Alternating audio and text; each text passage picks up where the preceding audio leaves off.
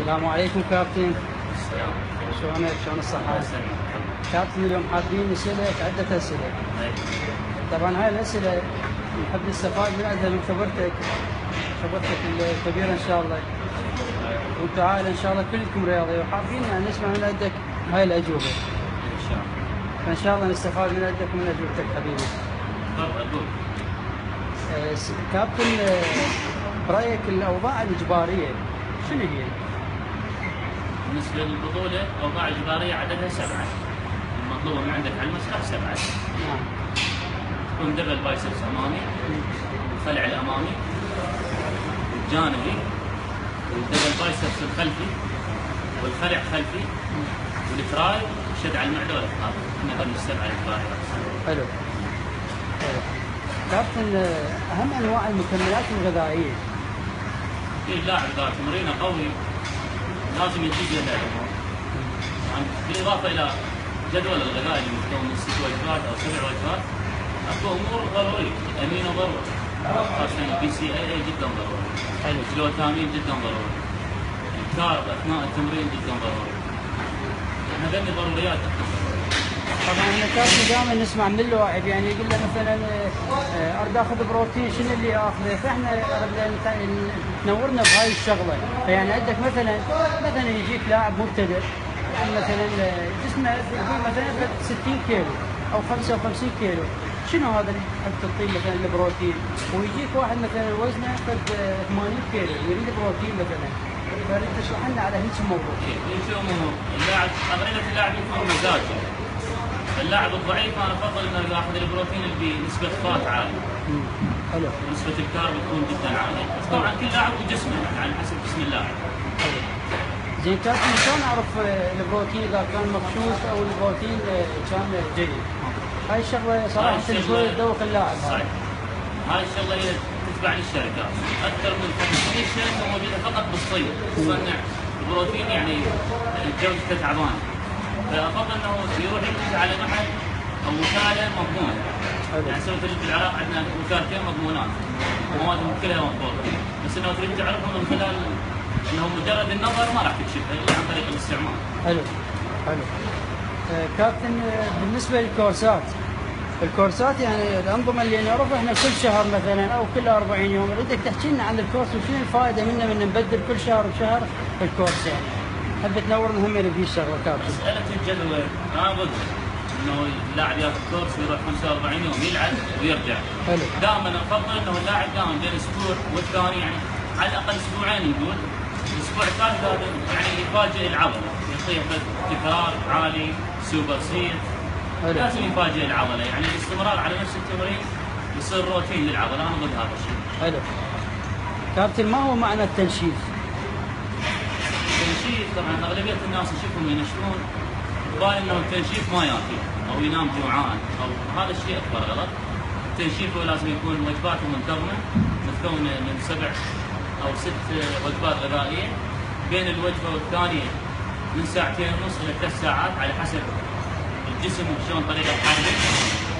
لازم يتوزع الكارب والبروتين بشكل صحيح. حلو. كابتن، كيف اعد لاعب الى البطوله؟ اعداد اللاعب؟ نعم، الى البطوله. اللاعب يكون لازم عنده تكامل عضلي بشكل كامل، يتناسق من ناحيه النصف الايمن متقارب بين النصف الايمن الايسر، الجزء السفلي والعلوي، وشوي شوي توصل مرحله التنشيف والتكرارات تزيد عليه لحد ما نوصل للشهر الاخير يبدا التلاعب بالكربوهيدرات وبالبروتينات لحد ما نوصل الى نتيجه صحيحه. حلو. كابتن، الفرق بين التدريب بالعراق وبالامارات، اكو شيء اختلاف بين هاي الدولتين يعني بالتدريب؟ بصفتك انت يعني كنت بالامارات وعشت يعني عشت تقريبا يعني يقارب يمكن 8 سنين الى 10 سنين اعتقد. 15 سنه بالامارات، فشنو اللي شفته بالامارات وشنو اللي شفته يعني بالعراق بالتدريب؟ بالامارات انا اشوف انه معتمدين على التكرار، معتمدين على الضغط، الدم اكبر كميه دم للعضله. بس في العراق قاعد اشوف مرات كورسات اشوف كاتب له 4 عدات، عدتين 3 عدات، يعني انا ضد هاي الشغله، بس هي كل مدرب له حريته. حلو. بس في الامارات انا اشوف يتجهون الى السوبر سير، مفاجاه العضله، تكرار العالي فوق 8 عدات. حلو. هنا قاعد تفاجئ تكرار عدتين يعني. حلو. مدة الشهر يلعب عدتين خذ هذا الشهر. حلو. بس طبعا كل مدرب له مبدأ هو حر. حلو. مو قصدي اقل من المدرب الثاني، لا كل من مبدأ. نعم نعم. بمناسبة التكرار كابتن، التكرار بين الساق وبين العضلات الفوق والعضلات الاسفل، اقصد يعني الساق والعضلات الفوق والصدر والكيل، شنو الفرق بيناتهم هذني؟ الرجل تاخذ تكرار اكثر. الرجل يحب تكرار، خاصة نص الجسم يعني تحتاج تكرار. يعني بالنسبة لي العب تكرارات 18 15 12 ما انزل جوال 8 مستحيل الرجل. يعني افضل تكرار عادي. حلو. كابتن مرات نشوف في القاعة كحالة، يعني اشوف اللاعب ما يسأل المدرب، يسأل مثلا اللاعب. يعني هاي الحالة ما اعرف دا اشوفها، شنو سببها هاي التبرئة؟ سبب مرات اللاعب يخجل من المدرب. ابتعاد المدرب عن اللاعب، ما يعامله بطريقة أخوية أو صداقة، يتجه لهذا الشيء. عدم تواجد المدرب بالقاعة يتجه اللاعب لسؤال اللاعب هذا. حلو. هاي سبب، بس هي أكبر غلط، أنا يعني انزعج من هذه السالفة. اي نعم. أفضل إنه اللاعب يسأل المدرب. انا هم وإن كان مشغول، مرات المدرب جوا إيده 150 لاعب، مستحيل يسيطر عليهم كلهم. اي نعم. فالأفضل إنه اللاعب يتجه للمدرب يسأل مرة ومرتين وثلاثة، ما يتوقع إنه راح ينزعج. بس انا اشوف كلامك منطقي بان اللاعب يستحي، مرات يستحي يسال الكابتن، او مثلا يسال اكثر من مره، يقول ما اقدر اساله مره ثانيه، اخاف يعني شوي يظل ببال الكابتن هاي يخسر، اللي ما يسال يخسر. حلو. كابتن، الفرق بين تمرين العضله والعضلتين. العضله والعضلتين. اكو شخص تكتب له عضله وفي شخص عضلتين. حلو. هذا تابع الجدول الغذائي، العمل اذا متعب، الجدول الغذائي تعبان، ما راح اقدر اكتب له عضلتين. هاي بالنسبه لي يعني اسلوب. ضد العضلتين اذا اللاعب يعني مجهد وتعبان ونظام الغذائي كلش تعبان. حلو. فتجي انه تطيع عضله واحده، يعني عنده سرعه هدم في العضله. حلو. بس هي طبعا بالبطولات لا، بالنهايه اخر شهرين تتجه عضلتين لازم اجباري. حلو. كابتن، نريد نتعرف على فوائد تمارين الساق، يعني احنا نشوف اغلب اللاعبين دا يهملون هاي التمرين مال الساق، وطبعا انا اشوفها يعني من اساس الجسم. هو شنو رايك بهذا؟ بالنسبه للرجلين هي نص الجسم مثل ما قلت لك، حتى بالبطولات عليها نص درجات البطوله. لازم يصير اهتمام كامل بها وتخصص لها يوم او يومين بالاسبوع، لازم ضروري.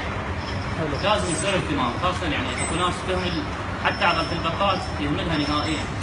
هي عضله جدا مهمه، تعتبر القلب الثاني للجسم، لان هاي العضله تصعد كل الدم من جوا لفوق. حلو. زين كابتن، احنا نريد نعرف اليوم على الهرمون، يعني وش وقت نستخدمه، وهل نستطيع ان نستخدمه احنا الواعيين كمال الاجسام نستطيع ان نستخدم الهرمون؟ اريدك تشرح لنا شيء بسيط عن الهرمون. الهرمون اذا يريد تجهيز الهرمون انا افضل تحت اشراف مدرب، ما يكون بطريقه عشوائيه. الابتعاد عن السنتول نهائيا يعني يؤذيه ويضره. والاستخدام الهرمون مو اي واحد يستعمله، انه افضل لاعب يلعب يستمر بلعبه الى ان يتوقف النمو عنده، يدخل بروتيناته، بعد البروتين يتوقف النمو يتجه على الهرمون. من يتجه على الهرمون تحت اشراف مدرب. حلو. يعني تلاعب جدا، يعني استعمال همجي اكثر. حلو. صحيح كابتن، يعني احنا اذا نشوف يعني هسه اكثر اللاعب يعني هو لاعب تلقاه يتمرن هنا ويقوم يكتب هو كورس هرموني، طبعا واحنا نشوف هذا الشيء غلط يعني. حلو كابتن. كابتن هسه تشرح لنا عن ما هو رايك في لاعب المتكبر؟ اكو عندنا هواي واعد يعني شوفه يعني متكبر، يعني بحيث حتى لاعب مبتدئ يساله مثلا يغلس سوالف، احنا نريدك تعطينا فد موضوع عن هذا الشيء، وهذا الشيء طبعا اشوفه مو اخلاقي، فاريدك تشرح لنا عن هذا الشيء. المتكبر يوقع يطيح ما يوقع. ينكر من قبل اللاعبين، ينكر وما بيها اي فائده، يوقع. الغرور هو يقتل اللاعب. حلو. كابتن، شنو رايك في بطولة العراق الاخيره اللي صارت؟ شنو الايجابي وشنو السلبي اللي صار فيها؟ بطولة كلش قوية، تنظيم كلش حلو، إدارة كلش جميلة من الاتحاد، يعني بطولة مشرفة أشوفها من أقوى البطولات العربية. بس السلبية اللي بيها إنه اللاعب اللي ماخذ سنة دول يعطي نتيجة، هذا شيء كلش غلط، وقاعد يأذينا حتى المشاركات الخارجية. يعني لاعب عنده سنة دول المفروض يبعده من المسرح. حلو. غلط نعطي نتيجة. شكرا جزيلا لك كابتن، ونورتنا اليوم ان شاء الله. طبعا الاجوبه مالتك كانت كلش حلوه، واحنا هاي الاجوبه حبينا يعني نطرحها للاعب كمال الاجسام على مود يستفاد، لان احنا سبق وسوينا فيديوهات واللاعب اكثريتهم جاوبوا، فاحنا حبينا نعقب على الاجوبه مال اصدقائنا اللاعب. وحبينا نستفاد من عندك الاجوبه المضبوطه، يعني تعرف كل اللاعبين يعني ما جاوبوا بصوره صحيحه، فاحنا حابين نسمع الاجوبه من عندك. ان شاء الله انا اشكرك. وشكرا جزيلا لك. انصح كل اللاعبين بعد التمرين يرجع الوزن بمكانه، لان هاي الحاله يعني متعبه كلش. والله صحيح. شكرا لك كابتن، وفرصه سعيده ان شاء الله. الله يحفظك، ممنون لك، ممنون.